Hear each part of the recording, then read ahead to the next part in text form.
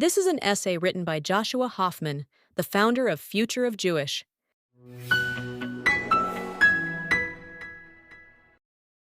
When Palestinians enter Israel illegally to commit acts of terror or lob rockets at Israeli population centers, the same people who were cursing each other on television the day before rush to the same shelters and volunteer for the same rescue efforts. Israel's cohesion is not the absence of difference, it's the triumph of solidarity over fragmentation.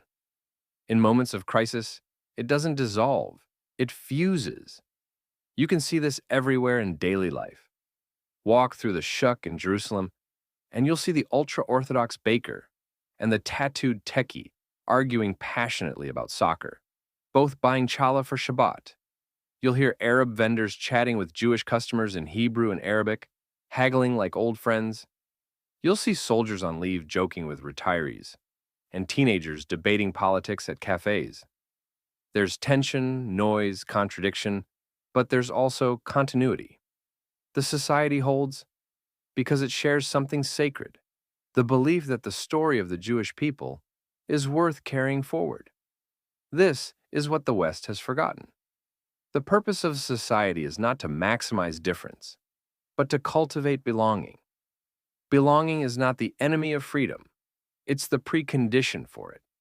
Freedom detached from belonging leads only to loneliness and confusion. The great tragedy of modern liberalism is that it liberated people from everything except themselves. It replaced duty with desire and community with choice. The result is a world of individuals endlessly searching for connection while fearing commitment.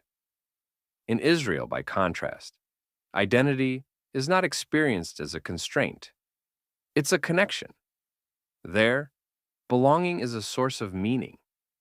You may not always like everyone in your extended family, but you know you're part of something larger than yourself. That something larger gives life coherence, a sense of direction and purpose that purely individualistic societies can't replicate. It's the difference between a crowd and a community, between people who merely coexist and people who know why they're together. Other nations have understood this too. Japan, Denmark, Uruguay, and South Korea all maintain strong social cohesion precisely because they have preserved deep reservoirs of shared cultural norms. None are particularly diverse by Western standards, yet they are among the safest, happiest, and most stable countries on earth. Their citizens generally trust one another. They have predictable social codes. They share a sense of who they are. They demonstrate that unity does not require uniformity, only a shared framework of meaning. The collapse of that framework in the West has led to the collapse of trust.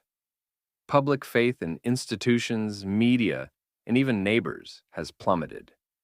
People increasingly view those around them not as fellow citizens, but as potential threats.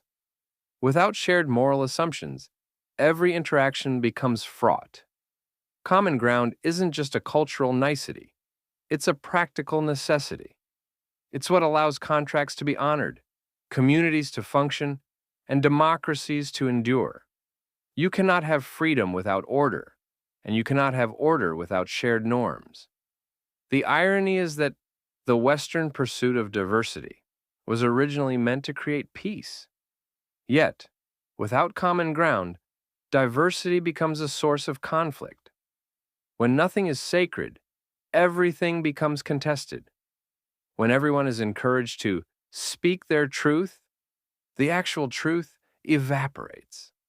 Every disagreement becomes existential because there's no longer a shared standard by which to resolve it.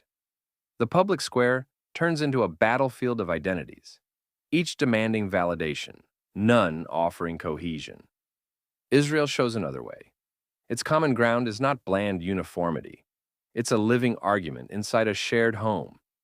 It's not the absence of division, but the presence of meaning that holds it together. Israelis shout at each other because they care about the same thing: the future of their people, their land, their story.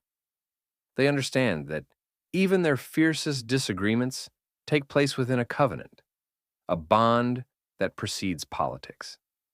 That bond is not something you vote on. It's something you inherit and renew. It's what gives a country its soul. The West once had something like that, a civic religion built around shared ideals of liberty, duty, and decency. Americans, for instance, used to speak the language of a common creed, a pluribus unum, out of many, one. Immigrants came not just to participate in the economy, but to join a moral project. Diversity was welcome, but assimilation was expected, not as erasure, but as entry into a common story. That balance of difference within unity made the West dynamic and resilient. But as the idea of a shared moral center faded, so did that resilience. Today we confuse maturity with neutrality. We think that to hold any conviction deeply is to be intolerant, that to prefer one set of values is to exclude others. But civilization is impossible without preference. A society that believes in nothing can't defend anything. The choice isn't between diversity and homogeneity. It's between common ground and confusion. Without shared meaning, freedom becomes fragility, and pluralism becomes paralysis. This is why common ground is not just underrated, it's sacred. It's the invisible architecture that allows a society to be both free and functional. It gives people a sense of belonging strong enough to contain difference, without collapsing under it. It lets you argue with your neighbor without fearing they live in a different moral universe. Common ground is what turns the chaos of freedom into the harmony of civilization. Diversity, by contrast, is a spice. It can add richness and color to a society, but it cannot feed one. Without a meal to season, without shared norms, shared language, shared purpose, you're just sprinkling flavor on an empty plate. The modern West is feasting on variety, but starving for meaning. We celebrate what distinguishes us and have forgotten what binds us. Israel's experience offers a counterexample, a society that endures because it believes in something deeper than difference.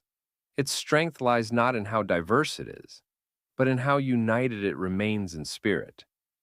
A unity that allows for endless debate, yet prevents disintegration. That is the paradox of real freedom. Only shared constraints make it sustainable. If the West wants to rebuild its moral and civic foundations, it must rediscover the value of common ground.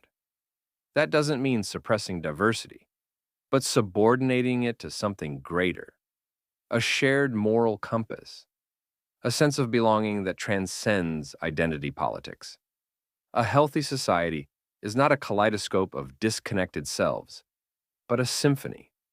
Many instruments, one song. It's built on shared commitments to family, to decency, to community, to the continuity of the nation itself. Diversity may color a society, but common ground gives it shape. Civilization is not sustained by what divides us beautifully, but by what binds us quietly. The West doesn't need more kinds of people. It needs more kinds of commitment, because a nation that cannot say we for very long won't be able to say anything else at all.